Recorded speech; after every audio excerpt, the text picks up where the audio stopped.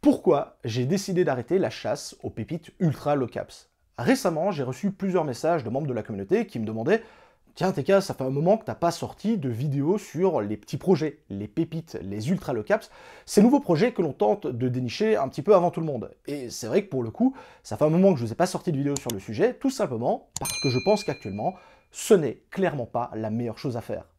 Dans cette vidéo, je vais vous expliquer pourquoi clairement je pense qu'il y a bien mieux à faire actuellement que de tenter de dénicher la prochaine pépite low caps, et également je vais vous parler de ma stratégie actuelle. Alors, c'est parti.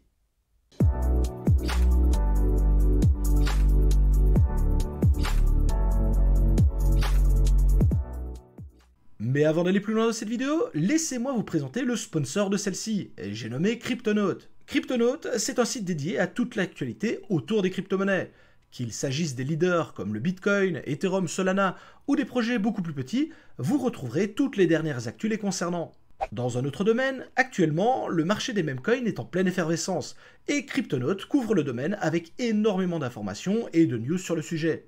Mais vouloir réduire Cryptonaut à seulement l'actualité du moment, ce ne serait vraiment pas leur rendre justice. Sur le site, vous trouverez également pas mal de guides et de tutos à destination des débutants, mais également des investisseurs plus confirmés. Avec par exemple un guide qui vous explique le fonctionnement du staking et les meilleures plateformes pour en profiter, ou également comment participer à un launchpad de crypto et ainsi faire partie des tout premiers investisseurs. Au total, il y a une trentaine de guides et de tutos qui sont disponibles, donc n'hésitez pas à vous faire plaisir.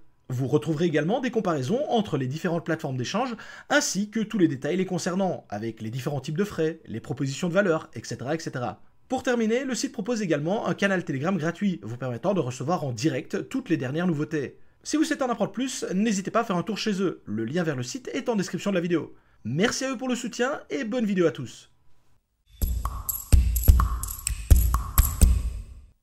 Mais avant toute chose, il est important de faire le point sur la situation actuelle du marché, car c'est justement parce que le marché il est dans telle phase de fonctionnement que je considère qu'il n'est plus intéressant pour le moment de se positionner sur les pépites ultra low caps. De mon point de vue, le marché il est actuellement dans une phase de compression et d'accumulation qui a été mise en place il y a maintenant plusieurs mois. Cette zone devient relativement forte et je ne serais pas étonné de voir dans les prochains mois un scénario haussier qui pourrait se dessiner avec, si possible, un bull run et une alt season qui suivrait juste derrière. D'ailleurs, je vous en parlais dans ma dernière vidéo, actuellement l'ensemble des news que l'on a envers l'écosystème sont plutôt positives et le scénario actuel le plus plausible, eh bien ça reste un scénario haussier pour cette période de fin d'année. Vous l'aurez compris, c'est parce que ce scénario haussier se dessine de plus en plus à mes yeux que je considère que actuellement ce n'est clairement pas le meilleur moment pour se positionner et tenter de dénicher la prochaine pépite ultra low caps de ce cycle. Mais attention, qu'on soit bien d'accord, le discours que je vous tiens actuellement, c'est parce que je considère que la fin d'année va être haussière. Si au contraire, on était dans une période de range, une grosse période d'accumulation, ou même pire encore, en période de bear market, je n'aurais absolument pas le même discours. Je ne bannis pas du tout la recherche de pépites ultra low caps, c'est juste que je considère que, vu la phase actuelle du marché, vu la situation du moment, ce n'est pas la meilleure chose à faire actuellement. Mais ça ne veut pas dire que ce n'est pas une bonne chose à faire lors d'une autre phase, lors d'un autre moment du marché des crypto-monnaies. Mais donc concrètement, pourquoi est-ce que je pense ça actuellement et pourquoi est-ce que j'ai changé d'avis sur le sujet ? Quand on cherche à dénicher des pépites ultra low caps, l'objectif principal c'est de se positionner très tôt sur un projet avant même que celui-ci ne soit connu de la masse et de nombreux investisseurs. De la sorte, on peut profiter d'un prix beaucoup plus attractif, mais également d'un market cap beaucoup plus faible, ce qui nous permet par la suite d'avoir potentiellement de gros multiples derrière si le projet venait à exploser et être mis en avant. Mais lorsque l'on arrive dans une période de bull run ou d'alt season, c'est l'intégralité du marché qui va en profiter et la plupart des projets de crypto-monnaies vont également connaître de gros multiples. Alors, je suis bien entendu d'accord avec vous, lorsqu'on a un très faible market cap, c'est beaucoup plus facile de taper de gros multiples, mais force est de constater que malgré tout, eh bien, même les projets qui sont déjà bien en place, ils parviennent quand même à tirer leur épingle du jeu et réaliser également de très gros multiples de leur côté. Et tout cela en prenant beaucoup moins de risques. Alors, on est d'accord, le marché des crypto-monnaies, c'est un marché qui est extrêmement volatile, et le risque zéro n'existe pas. Mais vous êtes quand même d'accord avec moi que investir sur un projet du top 10, c'est quand même beaucoup moins risqué que d'investir sur un projet du top 1000, voire 2000 ou 3000. Et donc, de ce côté-là, effectivement, les pépites ultra low caps restent des projets sur lesquels on investit en prenant beaucoup plus de risques, mais en ayant l'espoir de faire indirectement de beaucoup plus gros multiples juste derrière. Mais avant d'aller plus loin, je dois vous faire un petit aparté parce que sinon je sens que ça va aller dans tous les sens. Quand je vous parle de projets déjà en place, bien implantés, qui sont bien positionnés, je ne parle pas que des projets du top 20. Un projet par exemple du top 700 qui est déjà listé sur quelques exchanges, qui fait un peu de volume, qui peut-être pour le coup a déjà un produit fonctionnel, c'est déjà du très très bon. Lorsque je parle de projets ultra low caps, de pépites ultra low caps, je vous parle de projets qui ne sont absolument nulle part, qui doivent absolument tout créer. Donc soit des projets qui viennent d'être annoncés, soit des projets en testnet, bref, où il faut absolument tout construire et on part de zéro, ou en tout cas pratiquement de zéro. Je ferme ici cette petite parenthèse, mais je voulais que ce soit bien clair avec tout le monde. Je ne dis pas qu'à l'heure actuelle, il faut être positionné uniquement sur les gros projets. Je parle uniquement des projets qui sont déjà un petit peu en place et qui proposent déjà quelque chose de concret. Et vous l'aurez compris avec ce que je viens de vous dire, c'est là le problème des pépites ultra low caps. C'est que pour qu'elles se déploient et qu'elles commencent à faire quelque chose d'intéressant, ça va prendre du temps. Or, si vous l'avez compris avec ce que je viens de vous expliquer juste avant, le marché qui part en phase haussière, voire bull run ou alt season, ça devrait avoir lieu d'ici quelques semaines, voire quelques mois. Or, dans ce cas-là, du temps, on n'en a pas énormément devant nous. Car quoi qu'on en dise, il faut du temps pour proposer un produit fonctionnel, se faire connaître, susciter de l'engouement, se faire lister sur un ou deux exchanges et commencer à générer du volume.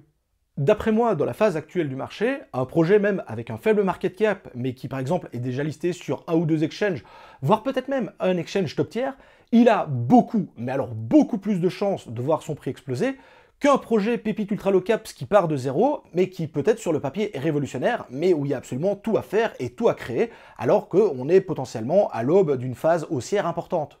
Parce que, en période de bull run ou d'alt season, la plupart des coins vont connaître une explosion au niveau de leur prix, et ce, même pour les très gros projets déjà bien implantés, avec même de gros market cap. On a pu notamment le voir et y assister lors du cycle et la phase précédente, à savoir 2020-2021, où de très gros projets comme le Polygon Matic ou le Solana ont tapé plus de 10 000% de hausse sur toute la période de l'alt season, alors même que leur market cap est déjà gigantesque. Et là, encore une fois, je suis d'accord avec vous, un ultra low caps avec un très petit market cap pour avoir de gros multiples de son côté, et des multiples bien plus importants, mais lorsqu'on est déjà capable de sortir plus de 10 000% sur un Solana ou sur un Polygon Matic, est-ce que ça a vraiment de l'importance, pour la plupart des investisseurs je parle, d'aller se positionner sur un petit projet pas connu du tout pour tenter potentiellement de faire 20 ou 30 000%, alors qu'on peut faire 10 000% une main dans le slip en étant sur du Solana ou sur du Polygon? Ajoutons également à ce point ce que je vais appeler l'accessibilité, ou du moins la facilité d'acheter le coin, le token, et de revendre celui-ci. Et pour cela, il n'y a pas de miracle, il faut être listé sur des exchanges, et si possible, des exchanges connus, ceux où on a justement le plus grand nombre d'investisseurs. Si on prend deux projets identiques qui sont listés, un sur un très gros exchange et un autre sur un tout petit exchange, eh bien c'est celui qui est sur le gros exchange où il y a énormément d'investisseurs qui aura le plus de chances de connaître de gros multiples, parce que c'est justement là que va se faire également le gros du volume. Ça va être très difficile de brasser des millions, voire des milliards par jour, sur des petits exchanges couveuses comme un TradeOgre ou un CoinEx par exemple. Chose que l'on pourra avoir très facilement sur des top exchanges type Binance, Coinbase, KuCoin, Gate.io, ou ne serait-ce même que les exchanges tremplins dont je vous parlais avec Mexi et compagnie. Et un autre point qui va découler de cette accessibilité, c'est le fait de jouer les listings. En effet, lorsque l'on investit sur des pépites ultra low caps, l'un des points les plus intéressants, c'est d'investir lorsque celui-ci n'est disponible que sur de très petits exchanges, et puis par la suite, lorsque le projet va être listé sur des exchanges plus importants, où il y a donc potentiellement plus d'investisseurs, celui-ci va prendre plus de valeur parce qu'il sera plus mis en lumière, plus mis en avant, etc. etc. C'est quelque chose qui est très très intéressant en période d'accumulation ou en période de bear market, car jouer le listing permet de réaliser de gros multiples. Sauf que, vu la situation actuelle du marché, on n'est plus du tout dans cette phase de tenter de jouer un listing, parce que justement, lorsque on est en phase haussière et où on se retrouve avec des milliers, voire des millions d'investisseurs qui débarquent sur les plateformes d'exchange, eh bien, les plateformes, elles ont plutôt tendance à ne pas tenter de lister de nouveaux projets, ça leur demande du temps, du travail. Toutes leurs ressources sont allouées au maintien de l'infrastructure, à son bon fonctionnement. Il ne faudrait pas que l'exchange tombe en panne à ce moment-là. Et donc, clairement, tenter de jouer un listing alors qu'on est en bull run ou en alt season, c'est pas du tout la chose à faire, en tout cas à ce moment-là. D'ailleurs, la plupart des investisseurs à ce moment-là ne cherchent pas à investir sur des projets qui pourraient potentiellement être à l'avenir listés sur de plus grosses plateformes. Non, ils cherchent à réaliser de gros multiples sur les coins qui sont déjà pris en charge par leur plateforme favorite.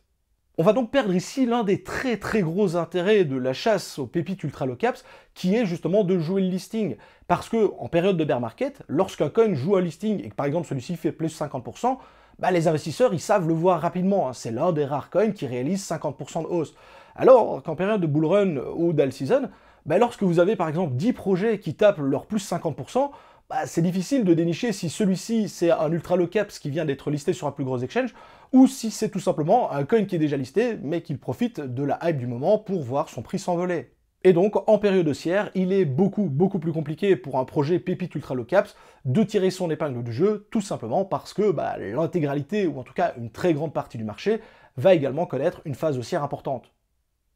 Je vous propose maintenant de passer à un point qui est beaucoup moins amusant que ceux qu'on vient de voir, c'est la recrudescence des scams et autres arnaques. En effet, quoi de mieux qu'une période d'emballement au niveau du marché, un sentiment d'euphorie généralisé auprès des investisseurs, pour que les arnaqueurs tentent de soutirer de l'argent à de nombreux investisseurs un peu crédules. La période qui précède une phase haussière, un bull run, c'est vraiment le meilleur moment pour les scammers pour mettre en place des projets qui vont rug d'ici quelques mois. Et c'est bien logique de leur point de vue, parce que c'est le moment où il y a le plus d'argent, le moment où il y a le plus d'investisseurs, et donc c'est beaucoup plus intéressant pour eux de mettre ça en place maintenant, plutôt qu'en période de bear market, où on a beaucoup moins d'investisseurs, et où on a des investisseurs qui sont beaucoup plus aguerris, et accessoirement où il y a beaucoup moins d'argent à se faire. On est donc actuellement dans une phase du marché où il est encore beaucoup plus important de faire attention à nos différents types d'investissements.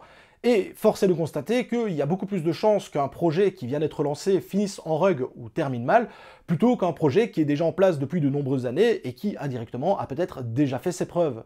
On l'a vu d'ailleurs très récemment avec le projet Pyrine, qui sur le papier était une pépite ultra low caps extrêmement intéressante, mais malheureusement, la team a décidé de rug et est partie avec la caisse. Donc, vu la situation actuelle, je ne peux que vous mettre en garde et faites très attention si vous décidez de continuer à investir sur des projets qui viennent de sortir, car la probabilité de tomber sur une arnaque est beaucoup plus importante qu'en période de bear market. Pour terminer cette partie, j'ajouterai également que la plupart des challengers sont déjà en place et sont déjà dans les starting blocks. Au niveau de nos portefeuilles d'investissement, normalement, on possède tous des low caps, voire même des ultra low caps, qui ont déjà plusieurs mois d'existence à leur compteur, et on attend et on espère tous que ceux-ci vont voir leur prix augmenter dans les prochaines semaines, voire les prochains mois. Au niveau de votre stratégie d'investissement, normalement celle-ci elle est bouclée, ou en tout cas sur le point d'être bouclée, et il ne reste plus qu'à attendre le bouquet final pour pouvoir en profiter.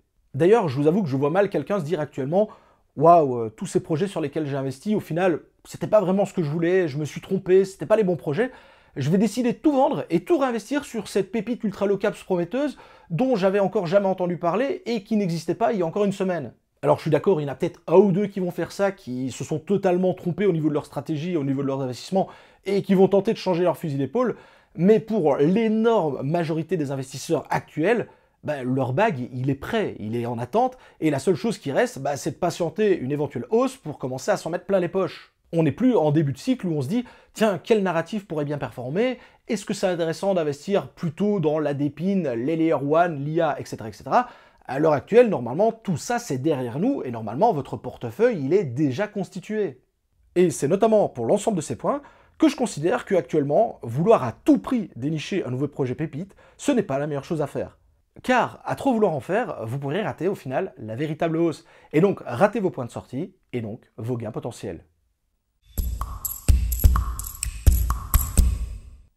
En conclusion, est-ce que ça veut dire que j'arrête définitivement la chasse aux pépites ultra low caps?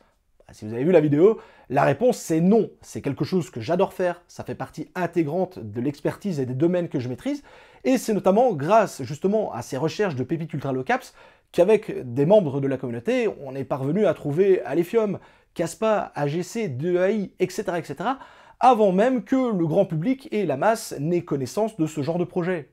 Et donc, vu la situation actuelle du marché, je préfère me concentrer sur ces projets que l'on a déjà dénichés et qui sont déjà un petit peu avancés, qui sont déjà listés, qui proposent déjà des choses concrètes, plutôt que de vouloir absolument dénicher le futur Alephium, le futur Kaspa, le futur AGC, que sais-je.